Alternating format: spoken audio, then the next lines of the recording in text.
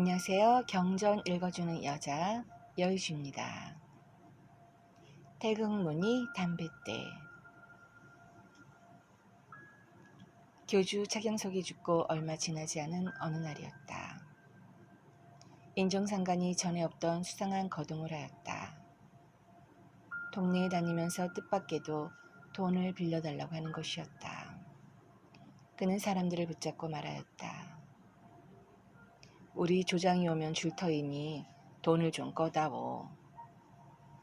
사람들은 심히 의아하였다. 그는 평소 찾아오는 이들이 주는 돈조차 받지 않았을 뿐 아니라 성의로 가지고 온 예물조차도 물리치고 받지 않던 사람이었기 때문이다. 그런 사람이 나서서 돈을 빌려달라니 다들 이상하기만 여겼을 뿐 막상 돈을 빌려주는 이는 없었다. 그리고 인정상간이 조장이 오면 준다고 하는데 그 조장이 무슨 뜻인지 또 누구를 가리키는 것인지 측근의 문도들조차 듣지 못하였다. 다만 한 문도가 인정상간의 방에서 그 일과 관련 있음직한 이상한 글귀를 보았을 뿐이었다. 인정상간이 앉은 자리 뒤쪽 벽에 3일내 3일내라는 글이 씌어있던 것이다. 한데 그 글귀대로 가연 사흘이 지나지 않아 세 사람이 인정상간을 찾아왔다. 그 중에 한 사람이 바로 서상섭이란 인물로 조장이란 바로 그를 가리킨 것임을 사람들은 나중에 알게 되었다. 서상섭은 간양이 이천 서씨, 자를 정일, 호를 보산이라 했는데 그는 이름보다도 호가 세상에 더 많이 알려져 항용 그를 서보산이라 한다. 서보산은 무술년 당기 4231년, 서기 1898년에 전남 나주군 문평면 대도리 입성마을에서 중농가의 아들로 태어났다. 그는 어려서부터 담대하고 술서를 좋아해 서당 훈장에게 늘 꾸지람을 들었던 사람으로 알려지고 있다. 이러한 그가 19세 되던 해 봄에 문평 장터에 나갔다가 우연히 남 모르는 사람으로부터 태을주 수련법을 듣게 되었다. 집에 돌아온 그는 법식에 따라 청수를 올리고 3, 7일 동안을 수련하자 갑자기 태양이 눈을 찌르는 것 같더니만 개안이 되었다. 하여 밤에 불을 켜지 않은 방에 있어도 능히 책을 볼 수 있는 투시력을 얻었다. 그 후 3개월 동안을 계속 정진하자 귀에서 벼락치는 소리가 들리더니 능히 먼 곳의 소리를 들을 수 있게 되었다. 이에 그는 여기에 흠뻑 빠져 전혀 집안일을 돌아보지 않고 수련만 하였다. 부모나 부인이 집안 살림살이를 걱정해도 아예 못 들은 채 하였다. 그러자 하루는 부인이 그의 코앞에 주먹을 들이대고 말하였다. 그렇게 공부가 잘 된다니 어디 이 주먹 안에 무엇이 들어있는지 한번 알아맞혀 보시지요. 이에 서보산이 머뭇거리지도 않고 말하였다. 목화씨 7개 들었네. 부인이 깜짝 놀라 주먹을 펴보니 개수까지 딱 들어맞았다. 사실 자신은 개수는 세어보지 않고 그냥 치고 들어왔던 것이었다. 이에 부인이 더욱 신통하게 여기어 누차 다른 것을 쥐고 들어와 물어보았으나 그는 한 번도 틀리지 않고 다 알아맞혔다.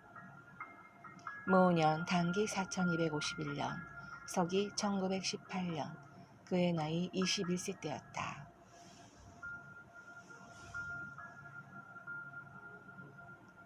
겨울 어느 날 그가 수련하고 있는 중에 천상에서 지필목을 준비하려는 외침이 들렸다. 하여 그가 붓을 들자 신필이 쓰여지기 시작했다. 그러더니 돌연 붓 끝에 태극무늬에 구슬이 맺혔다. 이에 그가 붓을 놓고 상제께 묻기를 무슨 구슬입니까? 하니 그의 귀에 들리기를 용준이라 하였다. 하여 그는 이것을 보자기에 싸서 잘 두었다.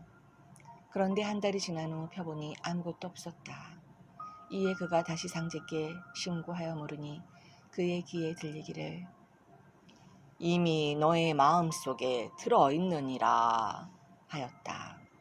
하루는 상제께서 13가지 색을 준비하라 하여 13가지 물감을 마련해 펴놓고 있으니 붉은색으로 신필이 쓰여지고 그림이 그려졌다. 한데 기이한 바는 붉은색 한 가지만 썼는데도 13가지 물감이 똑같이 없어지면서 13가지 색채가 나타나는 것이었다. 이러한 일이 있으므로 그는 잘 아는 장인을 찾아가 담뱃대 하나를 만들었다. 그 담뱃대는 백동과 은을 합쳐 만든 것인데 태극과 북두 칠성 무늬가 있고 계절에 따라 색깔이 변하게 되어 있었다. 그는 이 담뱃대로서 비로소 신통한 조화를 부리게 되었다. 즉 담뱃대에 기운을 넣어 움직이면 상대가 따라서 움직였던 것이다. 때문에 병이 들어 전신을 꼼짝을 못하고 사경을 헤매는 자에게도 그가 이 담뱃대를 거꾸로 쥐고 그 손을 들어올리면 병든 자가 벌떡 일어났다. 그리고 이것을 좌우로 늘리면 병든 자가 그 방향에 따라 걸어다녔다. 중풍에 걸려 반신불수가 된 자에게도 그같이 하면 오래도록 쓰지 못하던 손과 발이 드디어 움직이게 되었다. 그리고 금세 멀쩡한 사람이 되어버렸다. 하지만 그는 이로써 사람의 병이나 고치는 의원 노릇은 하지 않기로 했다. 오직 이를 널리 뜻하는 자들에게 익히기 하여 나라를 되찾는 일에 쓰여지기를 바랐을 뿐이다. 이러한 그에게 기민년 여름 어느 날 박희백이라는 태을 교인이 찾아와 포교를 하고 태을 교인들에게 그 술법을 가르쳐주길 청하였다. 하여 그는 K 응락하고 태을교에 입교하여 유김의 한 사람이 되었다. 그로 인해 태을교인들이 한때 모두 그러한 담뱃대를 지니고 수련을 했으나 그와 같은 신통력은 하나도 나오지 않았다고 한다. 당시 동아일보 1921년 8월 6일자는 태을교인의 독립운동이라는 제하에 그 담뱃대 수동을 아래와 같이 쓰고 있다.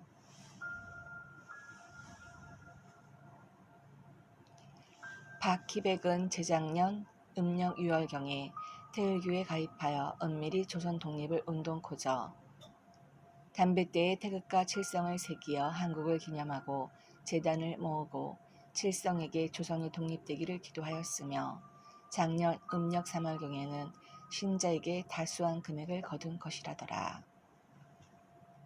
당시 교인들은 입교지성을 준비할 때 태극문이 장죽을 장만하여 일주일 수련 끝에 담배를 피우기 시작했는데 이 장죽이 유사시에 칼도 되고 창도 될 수 있다고 믿었다. 아무튼 이 태극무늬의 담뱃대는 한때 전국 애연가들이 거의 다 가지고 있을 정도로 퍼졌다. 이나여 지금도 나이가 50 이상 되시는 분들은 아마도 어렸을 때 노인네들이 그 담뱃대로 담배 피우는 것을 거의 다 보았을 것이다. 서부사는 보충교주 차경석이 죽고 나자 마땅히 어디로 갈 데가 없었다. 고향 나주에도 갈 수가 없었다. 이미 태극무늬를 새긴 요상한 담뱃대를 창시한 불온한 자로 이름났기 때문이다. 이에 그는 한때 객지로 나들며 사람들에게 사주나 관상 등을 보아주고 무미한 생활을 하기도 했다. 그는 가는 곳마다 그 묘한 담뱃대 조화로서 사람들을 놀라게 하곤 하였다. 때문에 그를 아는 사람들은 그가 지나가면 아이들까지도 저기 귀신 간다, 귀신 온다는 말들을 곧잘 했다고 한다. 그러던 어느 날 그의 귀에 문득 들리는 소리가 있었다. 정읍에 가서 지모님을 모시라. 하여 그는 당일로 정읍 대흥리에 갔는데 마침 거기서 고향 사람인 김낙두를 만나게 되었다. 김낙두는 나주의 상당한 재력가였는데 1년의 절반가량은 가사를 돌보지 않고 대흥리에 와서 지내듯이 하였다.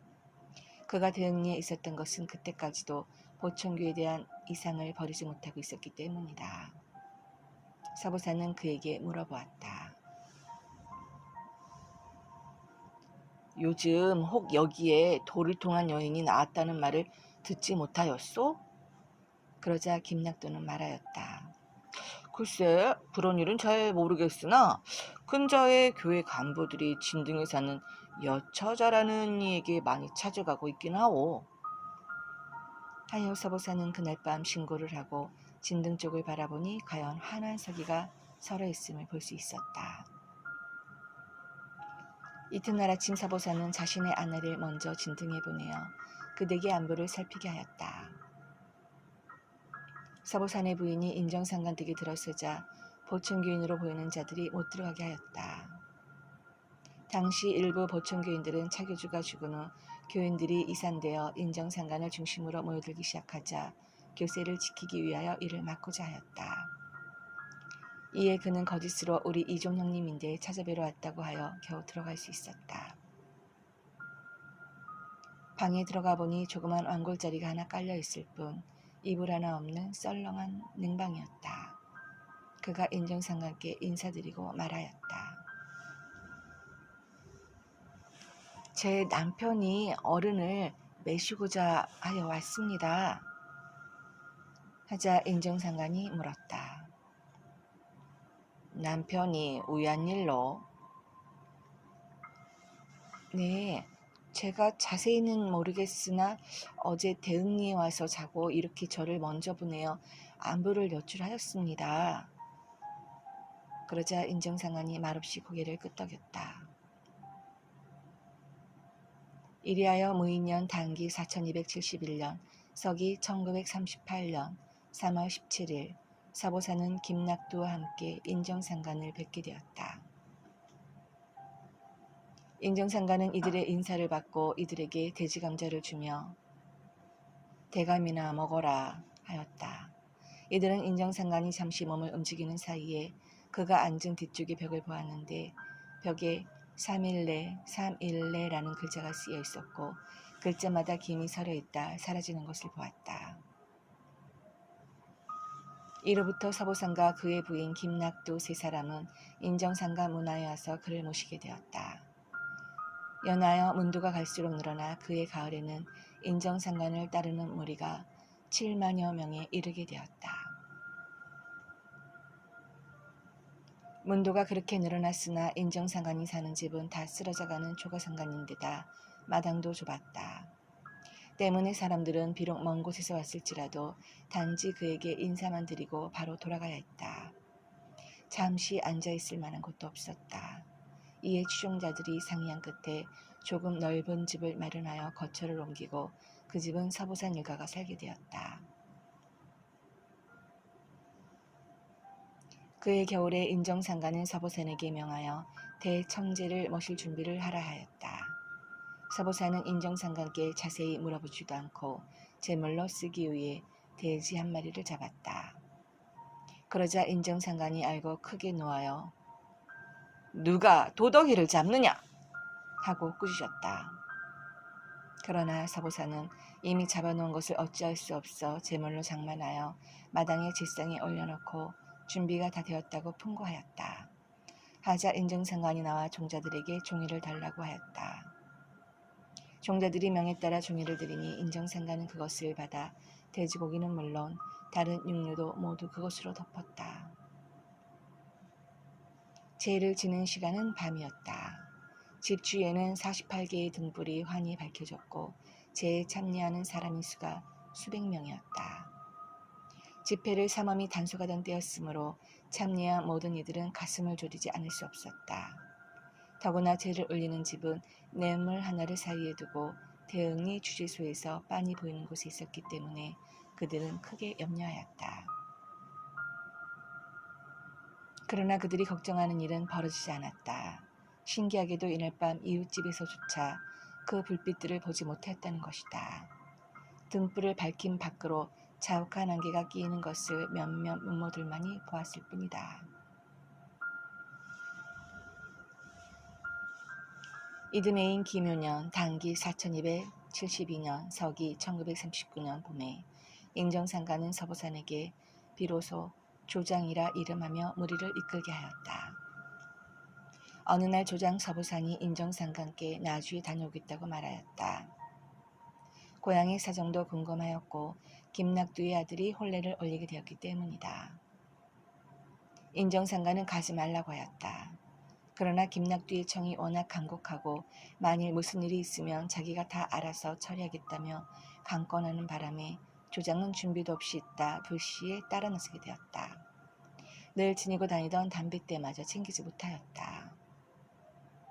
그런데 나주에 막 이르러서 문득 그의 귀에 까마귀 온다, 버뜩 피해라 하는 말이 들렸다.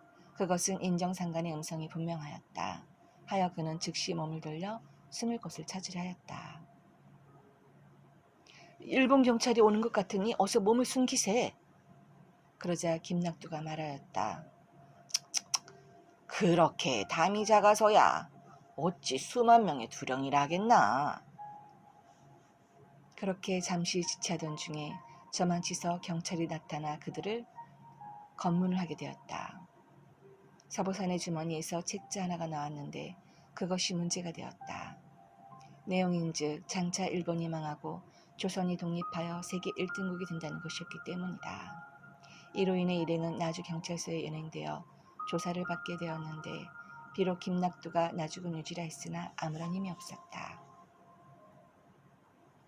경찰 조사 결과 서보사는 18년 전에 태국문이 담뱃대를 창시한 장본인임이 밝혀졌고 일행은 다 보천교인이며 그 불운한 서적은 원래 보천교에서 발행한 것으로 밝혀졌다. 별다른 혐의가 없는 김낙두 등은 15일 만에 석방되었으나 서보사는 장기 구속되어 날마다 심한 고문을 받게 되었다. 경찰은 매일 그를 고문하면서 말하였다. 일본국이 망한다는 것을 알면 안 망하는 비결도 알겠군. 나에게 좀 알려주지 그래. 그러면 너도 기이될 것이고 나도 영전되어 서로가 좋은 일 아니냐. 비결을 빨리 말하라며 갖은 악형을 가하니 그는 하루에도 몇 번씩 혼절했다. 찬물 벼락을 맞고 깨어나곤 하였다. 그러던 중 한 번은 영 깨어나지 않자 거적으로 덮어 방치해두었다. 그가 한참 만에 깨어나긴 했으나 곧 죽을 듯한 형국이어서 경찰은 보증인도 없이 병보석으로 일단 석방하였다. 하여 친구들이 그날 바로 그를 업어내어 버스에 태워 정읍으로 데리고 왔다. 인정상간댁에 이르는 동안 몇 사람이 번갈아가며 그를 업어야 했다. 수많은 사람들로 늘 북적대던 인정상간댁은 다시 전처럼 적막해져 있었다. 무리를 이끌던 서보산이 경찰에 끌려가 곤욕을 치르는 신세가 되자 추중하던 무리가 거의 흩어지고 만 것이다. 영단이만이 예전처럼 인정상간을 찾아들며 시중을 들고 있었다. 서보산의 옷은 갈기갈기 찢어졌고 몸은 온통 시퍼렇게 멍이 든 데다 퉁퉁 부어서 눈조차 뜨지 못했다. 그리고 겨우 숨만 깔딱거릴 뿐 말도 하지 못하였다. 인정상간은 그에게 말하였다. 가지 말라 했는데 왜 갔노? 그리고는 마당 한쪽에 그를 눕히게 하였다. 하여 사람들이 그를 뉘어놓자 인정상간이 그 번쩍이는 눈으로 그의 얼굴에서부터 발끝까지를 몇 번 훑어가며 쏘아보았다. 그러자 그렇게도 터질 듯 부어서 알아볼 수 없던 사람이 순식간에 부기가 슬슬 빠지면서 안전한 사람이 되었다. 곁에서 영단이 보니 인정상간의 눈길이 지나가는 대로 부기가 빠져나가고 있었다. 실로 꿈에서나 있을 법한 일이었다. 잠시 후 서보사는 일어나 앉아 흐트러진 머리를 모아 상투를 다시 하고 인정상간께 절을 하였다. 그리고 한참 동안 서럽게 오르댔다. 인정상간이 그에게 말하였다. 네 지금 도망할 수 있지? 이제 도망하거든 까마귀한테 잡히지 마라. 자, 퍼뜩 피하거라. 그러자 그는 자신을 업고 온 친구들과 함께 인정상간 앞을 물러나 집 뒤의 울타리를 뛰어넘었다. 그리고 신면이 쪽으로 자취를 감추었다. 한편 1월 무렵에 서보산의 집에는 칼을 찬 순사들이 막 들이닥치고 있었다. 그들은 서보산의 부인에게 남편의 행방을 물었다. 그러자 서보산의 부인은 주먹으로 가슴을 치며 악을 바락바락 썼다. 이놈들아! 내 남편을 어찌 해놓고 여기 와서 찾느냐? 내 남편이 너놈들에게 잡혀 죽게 되었다는 것은 세상이 다 아는 일이다. 야 이놈들아! 내 남편을 어찌 했느냐? 도대체 어찌 해놓고 여기 와서 찾느냐? 내 남편 내놔라! 내 남편 내놔! 그러자 순사들은 더 묻지 못하고 인정상간댁으로 달려갔다. 물론 서보사는 이미 도망한 후였다. 영단은 겁에 질려 방 안쪽 구석에 쪼그리고 앉아 있었고 인정상가는 토끼똥을 치우고 있었다. 순사들이 방문을 열고 들어와 큰 소리로 인정상간에게 물었다. 서상섭이 어디 있는가? 그러자 인정상가는 토끼를 가리키며 우리 부장한테 물어봐 하고 토끼를 보고는 네가 대답해 하였다. 그리고 그들에게 토끼똥을 주며 먹어 하였다. 이에 그들은 인정상간을 미치광이로 알고 더 묻지 않고 대응리를 향해 가버렸다. 그쪽은 서보산 일행이 도망친 신면리 쪽과는 반대 방향이었다. 영단은 집에 돌아와서도 두근거리는 가슴을 억누를 수가 없었다. 영단은 아버지 최선비에게 서보산의 도주와 경찰의 추적 등 자초지종을 이야기하였다. 그러자 최선비는 영단의 입을 틀어막으면서 다시는 그런 말을 입 밖에 내지 말라고 호령하였다. 경찰에서는 서보산을 다시 수감하기 위해 현상금을 걸었다. 그리고 그의 아들 서강렬을 붙잡아다 신문하기도 하였다. 그러나 당시 서강렬은 집이 없었고 말을 사기 위해 사방으로 말시장을 돌아다녔었다. 때문에 잠깐 나타났다 사라진 그 아비를 보아할 수가 없었다. 인하여 그는 아무 혐의 없다는 사실이 인정되어 쉽게 풀려났다.